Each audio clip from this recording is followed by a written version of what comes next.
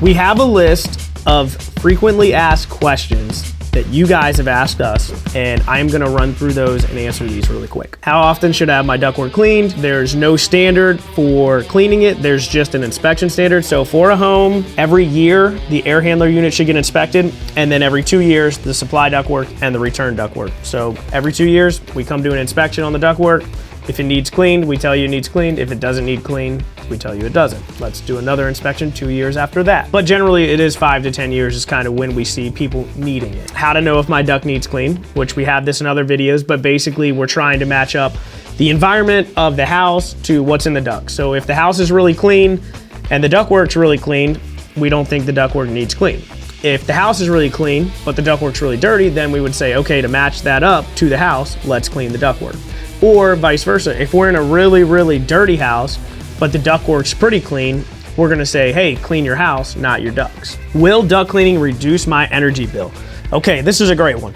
Not likely, but sealing the joints of the ductwork will, and balancing the system will. Coil cleaning is inside of the air handler unit, so I'm not gonna say duct cleaning for that, but normally ducts don't get dirty enough or enough buildup where they're actually like blocking the airflow from coming through.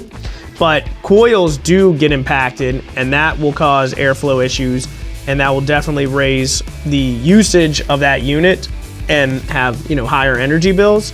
So coil cleaning will definitely help. And then sealing the joints, the average duct system has about a 40% leakage rate. So imagine going to the gas station and spending money to buy $10 of gas, but you only get 6 gallons, or 10 gallons of gas, but you only get 6 gallons. That's what happens to the airflow pretty much every time you turn it on. The joints where the ductwork connects, they all leak. And unless they're sealed, they are gonna leak, and the average home has about 40% leakage. So sealing those up will make the biggest difference, and then coil cleaning after that. But ductwork cleaning really doesn't do much because they don't really get that dirty where they're like blocked. Will the house get dirty during the process? It shouldn't. If the house gets dirtier during the duct cleaning, then that means you didn't have enough negative airflow set up on the duct system, so that as you're doing the mechanical agitation process, which is just like sweeping and stirring the dust and stuff up, that means instead of it getting sucked down the ductwork and into that vacuum, it came out. So if you do the NAGCA process properly, the house will not get dirtier during the cleaning. It should not. If that does happen, somebody messed up. And we've definitely messed up on a couple jobs where that's happened, but we are really good about avoiding that these days. 13 years into that, we've obviously made our mistakes, but we are really good about it. The next one is, what about mold? Well, if the mold inside the ductwork is on a non-porous surface, the NAGCA source removal process will take care of it. If it's on a porous surface, then we do a cleaning and then an encapsulation process. Or if the mold is too bad, or the material that the mold is on is too damaged, we can't do the encapsulation, that's when we'll have to remove and replace that, whether it's insulation, ductboard, whatever it may be. Do I need to leave during the cleaning process? No, you do not. Now, it is a very loud process. The vacuums, the big vacuums are like the size of a couch. They're huge, they're loud, they make a ton of noise. And then we go to every single vent multiple times over and over and over, so we're all over. So you're not gonna be in our way, but we might be in your way. And the house stays like healthy clean during it, but it's messy in the sense that we have equipment and tools and stuff everywhere. So it's not gonna be your normal living conditions. It's also gonna be loud. And then as well, the air is gonna be off. So it's really hot outside. The house maybe is gonna go from 70 up to 80 that day while we have the air off for 7 hours, or if it's really cold, vice versa. Do I need sanitizers or chemicals? So sanitizers is like a buzzword in the industry.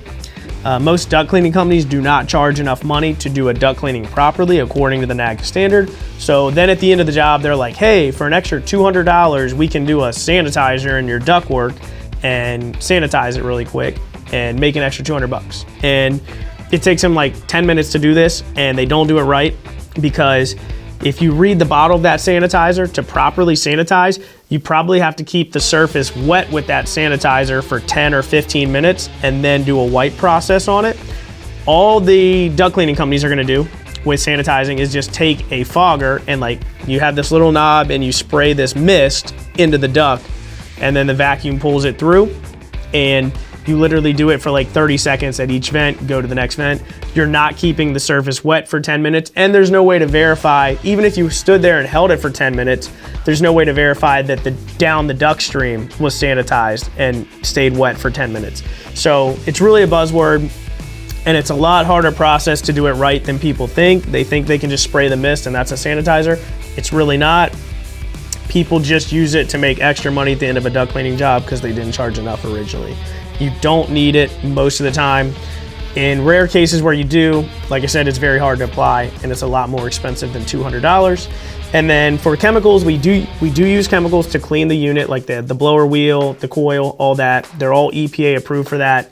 And then as for like a mold killer or anything like that, there's no EPA mold killer, which would be a biocide that's approved for ductwork or HVAC systems. There is a biostat that is approved, which is a mold inhibitor. So it doesn't like kill mold and get rid of it, but it helps prevent, and it doesn't completely prevent, it helps prevent new mold growth from happening. So we have biostats that are approved by the EPA for in ductwork in units, but no biocides.